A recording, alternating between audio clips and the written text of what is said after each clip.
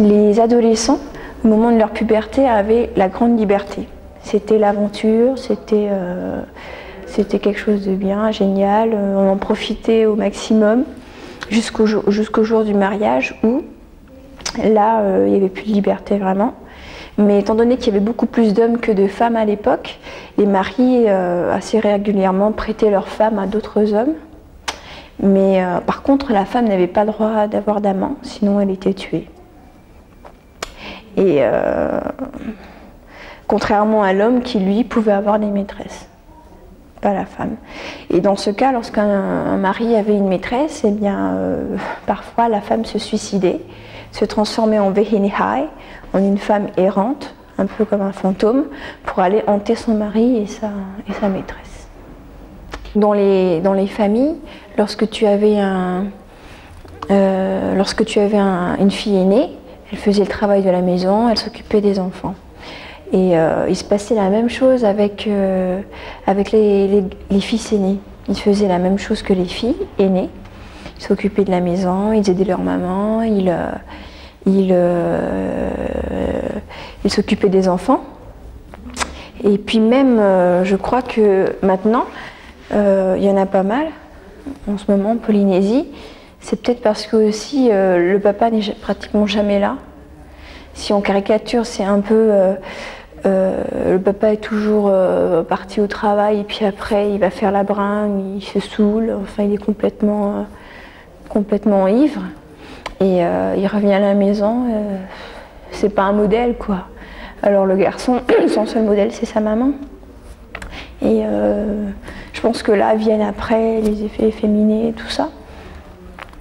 Et je pense que maintenant c'est encore, ça se fait encore, c'est encore d'actualité. Et sinon en Polynésie, les rairai sont inclus dans la communauté, quoi. Ils sont acceptés comme des gens, enfin, sont acceptés quoi. Et avant, les rairai étaient très considérés aussi. Et parce qu'ils avaient la force d'un homme et la grâce d'une femme, quoi. Et donc c'était presque un surhomme, quoi, pratiquement. Donc c'est quelqu'un de très respecté, avec qui on discute, enfin, quelqu'un comme les autres presque, quoi. Actuellement, je pense que c'est d'actualité, les rairai sont encore assez bien acceptés dans les villages, dans les petits villages, certainement parce que les maris doivent y trouver leur bien, enfin leur intérêt aussi, au fait que les rairai soient là. Et ça aide d'autant plus à leur intégration dans la communauté, quoi.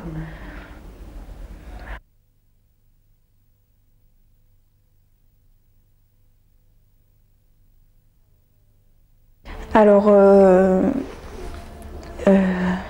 à l'arrivée des premiers colons, ce sont les missionnaires qui ont vraiment colonisé les îles pour essayer de répandre le christianisme. Et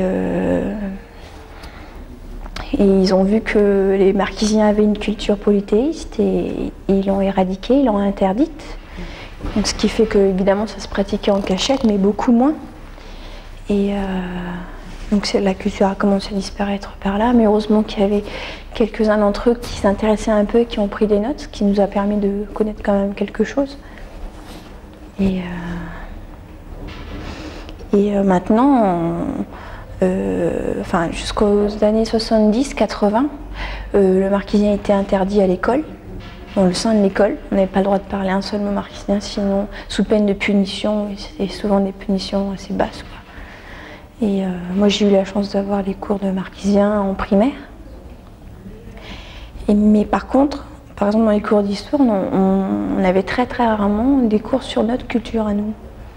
On avait très rarement des légendes sur notre culture à l'école. Apparemment ça ne devait se faire qu'à la maison et pas à l'école. C'était pas ça devait pas être c'était pas dans l'enseignement, quoi. L'enseignement général français. C'est peut-être normal, enfin, pense pas, mais bon. Oui, mais c'est passé comme ça partout. Missionnaire, bon, on a parlé de ça, là. Maintenant, tu pars. Fiction, réalité. La réalité est difficile à traduire parce que tout est réel. Même le monde des morts de chez nous, on l'avait localisé sur la carte des marquises. J'avais lu dans un bouquin où c'était dit, là c'est le monde des morts qui s'appelle Hawaiki.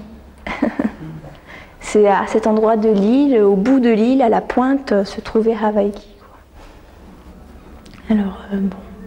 Mais je ne sais pas exactement, j'ai pas eu beaucoup d'informations, mais même mes parents, ma mère n'arrivent pas à traduire le mot réalité, quoi, comme ça. On était tous des Maoris en Polynésie et en Nouvelle-Zélande, c'était des Maoris par exemple. Et donc un Marquisien rencontrait un Tahitien, c'était un Maori. Donc il n'y avait pas vraiment le mot nationalité. Et c'est Maori qu'on pourrait associer à la nationalité pour avant.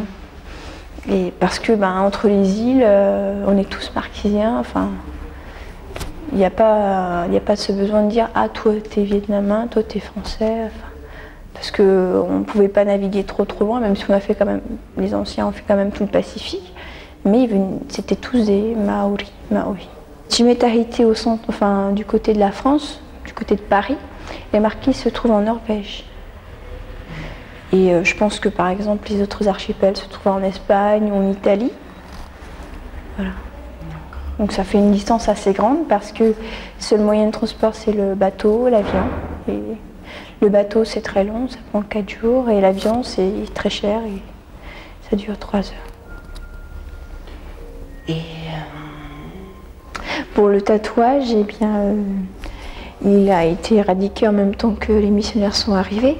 Parce que le tatouage était une sorte d'habit pour les gens et ils étaient presque nus, quoi, parce que le tatouage suffisait à couvrir la peau et on avait juste un petit tissu pour cacher les organes.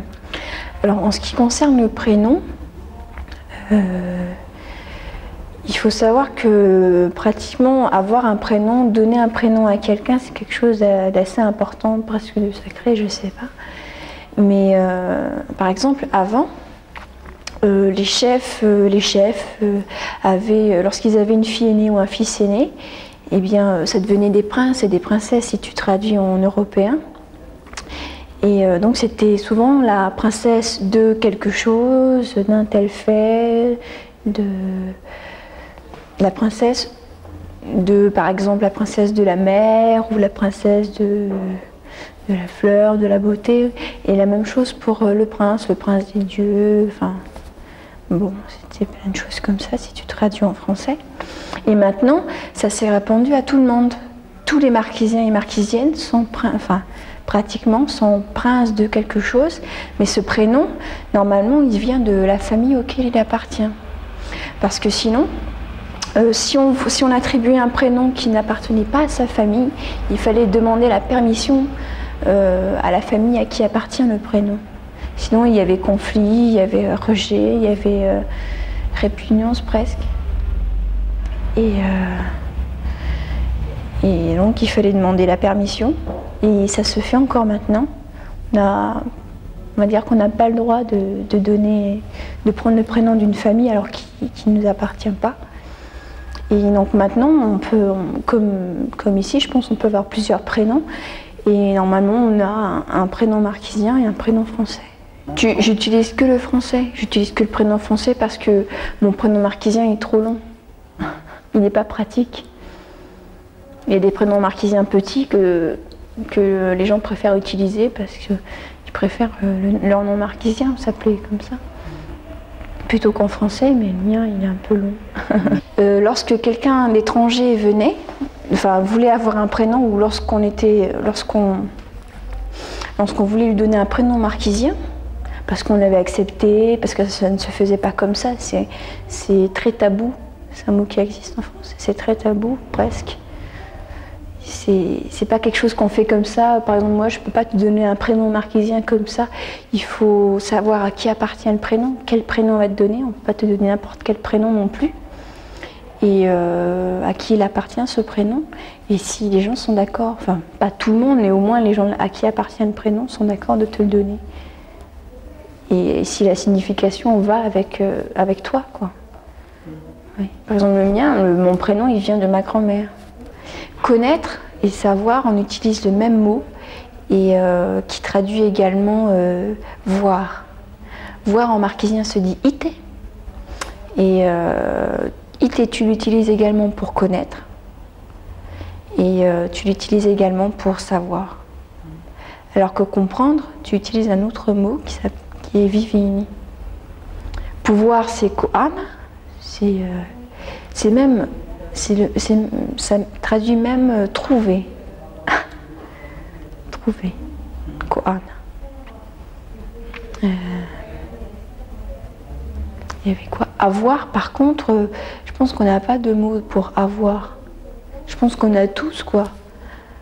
On se partage, enfin, les anciens se partageaient, je pense, pas mal des choses, mangeaient en commun, enfin, chaque famille avait sa maison à elle, mais tu as vu, un homme, il prêtait sa femme. Alors, bon, pour le verbe avoir quelque chose, bon, c'est un peu, je sais pas trop comment le traduire, quoi. Bon, on peut le dire, mais d'une manière un peu, pas directement, un peu détournée. Par exemple, en marquésien, le mot merci n'existe pas. On l'a inventé récemment. Je recommence? Oui. Oui, parce que le soleil il bouge. Ouais. Donc le mot marquésien n'existe pas le mot, oh là là.